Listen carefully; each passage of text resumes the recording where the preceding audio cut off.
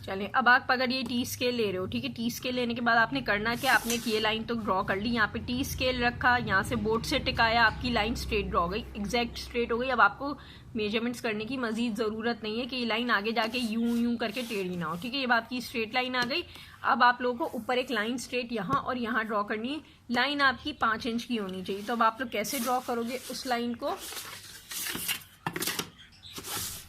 ठीक है। अब हम यहाँ ड्रॉ करेंगे, हमने यहाँ स्केल रखा और हम यहाँ पे देखो, अब ये मैंने सिर्फ ये स्केल रखा और ये वाला मैंने इस पे राइट एंगल पे हमें लाइन ड्रॉ करनी है। मैंने अपने राइट एंगल पे ये लाके रखा है और मेरी लाइन बिल्कुल स्ट्रेट आप देख सकते हैं आ रही है, ठीक है। अब मैं यहाँ पे स्ट्रेट लाइन ड्रॉ कर सकती हूँ। अगर मैंने एक लाइन यहाँ पे ड्रॉ की हुई है,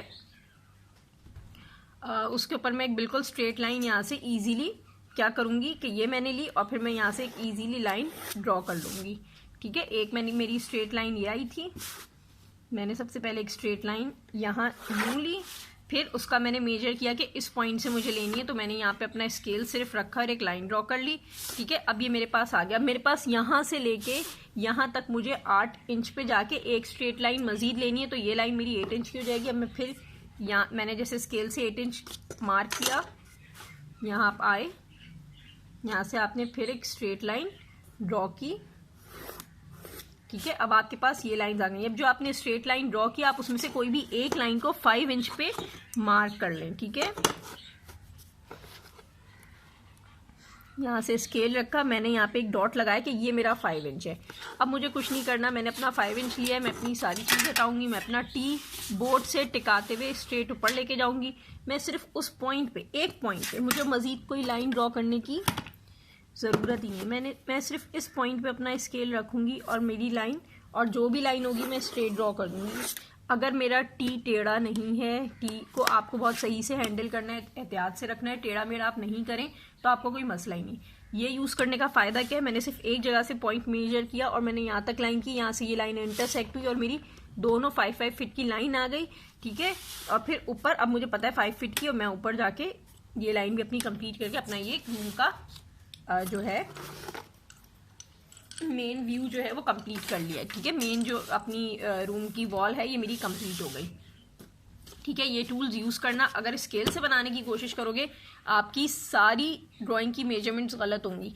जब तक आप ये टूल्स यूज़ नहीं करोगे आपकी मेजरमेंट सही नहीं आएंगी। क्यों? क्योंकि आपको पता चला रूम की एक लाइन यूं टेढ़ी जा रही है। अब अगर मैं यही चीज़ इस स्केल से ड्रॉ करने की कोशिश करूं तो मैं स्ट्रेट लाइन नहीं ड्रॉ कर सकती कभी भी।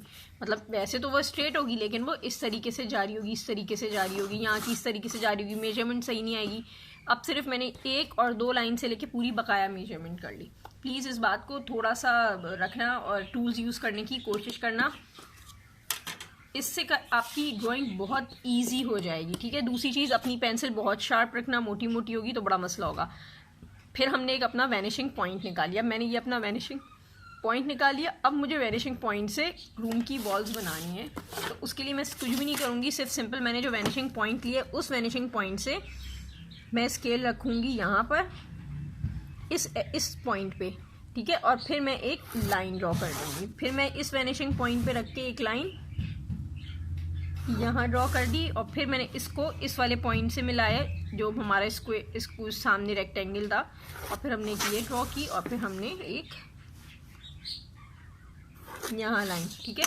अब आपको अगर नज़र आ रहा हो तो ये मैंने हल्की सी लाइंस मार्क की हैं आप लोगों को सिर्फ दिखाने के लिए, वरना आप लोगों को ये वाली लाइंस ड्रॉ करने की ज़रूरत नहीं। आप डायरेक्ट यहाँ से यहाँ मिलाएं, फर्दर जो लाइन आपने ड्रॉ करनी है वो ड्रॉ कर दें। अब अगर आप देखें तो हमारे पास रूम की मेन वॉल, राइट लेफ्ट की वॉल्स, ऊपर की सीलिंग और नीचे का फ्लोर मौजूद है।